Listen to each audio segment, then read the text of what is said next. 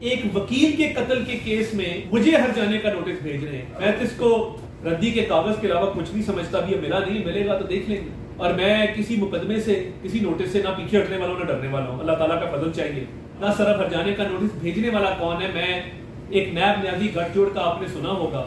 मैं आज आपको गुलजार न्याजी गठजोड़ के बारे में बताना चाहता हूँ। एक वकील साहब है, उनका नाम है अबू जर सलमान खान न्याजी। ये साबिक चीफ जस्टिस गुलजार साहब के दामाद है और इमरान खान साहब के इस वक्त मुतअद्दिद केसेस में वकील है। अब ये नेक्सस क्या है कि इमरान खान साहब को जो लीफ दिया जाता था गुलजार साहब के जमाने में, गुलजार साहब वही हैं, आपने ठीक पहचाना, जिन्होंने गरीबों का नस्ला टावर गिरवा दिया था और इधर इस्लामाबाद में 1 कॉन्स्टिट्यूशन एवेन्यू का कोई नोटिस नहीं लिया था। ये वही गुलजार साहब है, ये आपके नोटिस में रहे। मैं ये नहीं चाहता इस बात में कि उन्होंने जालसाजी करके अपनी एज कम लिखवाई, वो एक अलग कंट्रोवर्सी, इसमें भी बात करेंगे किसी में। मगर अबू जर सलमान खान न्याजी जैसे वकील जो अपने ससुर की जजशिप की वजह से लाखों रुपए की रिटेनरशिप लेते हैं, केसेस लेते हैं, फायदा उठाते हैं, आज वो इमरान खान के बिहाफ पे एक वकील के कत्ल के केस में मुझे हर जाने का नोटिस भेज रहे हैं। मैं तो इसको रद्दी के कागज के अलावा कुछ नहीं समझता। भी मिला नहीं, मिलेगा तो देख लेंगे। और मैं किसी मुकदमे से, किसी नोटिस से ना पीछे हटने वाला हूं, ना डरने वाला हूं। अल्लाह ताला का फजल चाहिए। आप ऐसे 10 नोटिस भेजें, 100 नोटिस भेजें, मगर ये बात साबित हो गई कि गुलजार न्याजी गठजोड़ जो था उसके नतीजे में इमरान खान साहब को फायदा पहुंचा, उनके केसेस में उनको रिलीफ दिए गए। और ये जो लीगल रिटेनरशिप्स होती हैं सरकारी महकमों की, इवन कुछ प्राइवेट क्लाइंट्स की, ये हक होता है हर वकील का। मगर ये चंद लोग हैं जो आपस में बांट लेते हैं। होता क्या है, अबू जर सलमान खान न्याजी जैसे लोग अपने ससुर की वजह से, इन्होंने बुजदार हुकूमत में अपने वालिद को पंजाब पब्लिक सर्विस कमीशन का मेंबर लगवाया। फिर उसके बाद आगे चले, ये लीगल रिटेनरशिप्स और केसेस और क्लाइंट्स बढ़ते गए टाइम के साथ साथ, क्योंकि इनके ससुर चीफ जस्टिस थे, हर तरह का फायदा इनको मिल रहा था। अब जो बेचारा एक वकील जिसका कोई ससुर जज नहीं है, जिसका कोई रिश्ता जज नहीं है, वो कहां जाए। रिटेनरशिप जाती है मज़ाहिर अली अकबर नकवी साहब के बच्चों को, रिटेनरशिप जाती है गुलजार साहब के दामाद को जो आजकल इमरान खान साहब की वकील है।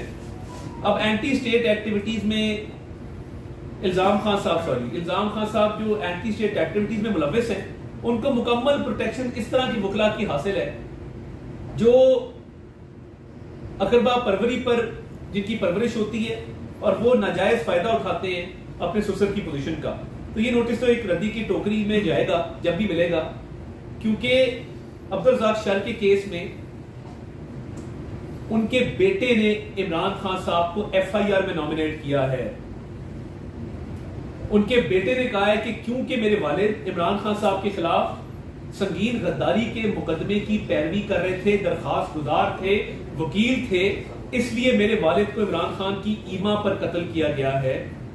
ये उनके साहबजादे ने FIR में नॉमिनेट किया है। इमरान खान साहब पे कत्ल की FIR हो चुकी।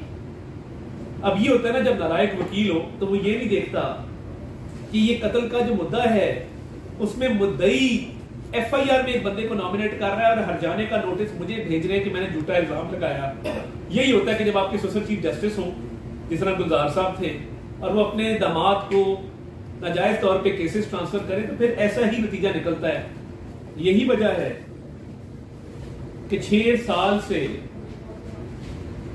फॉरेन फंडिंग का केस, उसको 6 साल लगे अपने मुंतकी इंजाम में पहुंचने तक।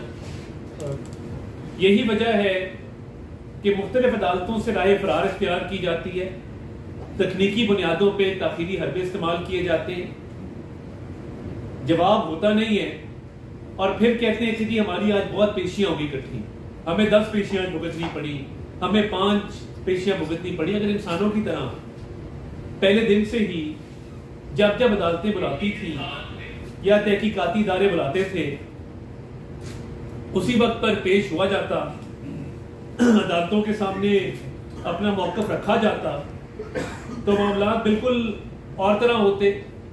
मगर अफसोस ये है कि क्योंकि तोशाखाना की चोरी एक हकीकत है और उसमें इनके हाथ रंगे हुए हैं और तमाम तर शवाहिद सबूत मौजूद हैं, इसलिए अब इस्लामाबाद हाई कोर्ट में ताखीरी हरबे इस्तेमाल करके तो कोशिश की जा रही है कि दायरा इख्तियार की तकनीकी बुनियादों पे दायरा इख्तियार को चैलेंज किया जाए, कहा जाए कि जी ये इलेक्शन कमीशन की भी जुरिस्डिक्शन नहीं थी, इसके साथ साथ कोर्ट की भी जुरिस्डिक्शन नहीं थी कि इस पे पूछते, तो भाई जुरिस्डिक्शन है किसकी?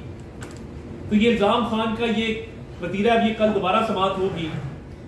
हम ये समझते हैं बतौर कंप्लेनेंट पार्टी के कि इस्लामाबाद हाई कोर्ट को मेरिट पे ये केस डिसाइड होने देना चाहिए ताकि ये तोशा खाना की चोरी वाला मामला अपने मंतकी अंजाम तक पहुंचे।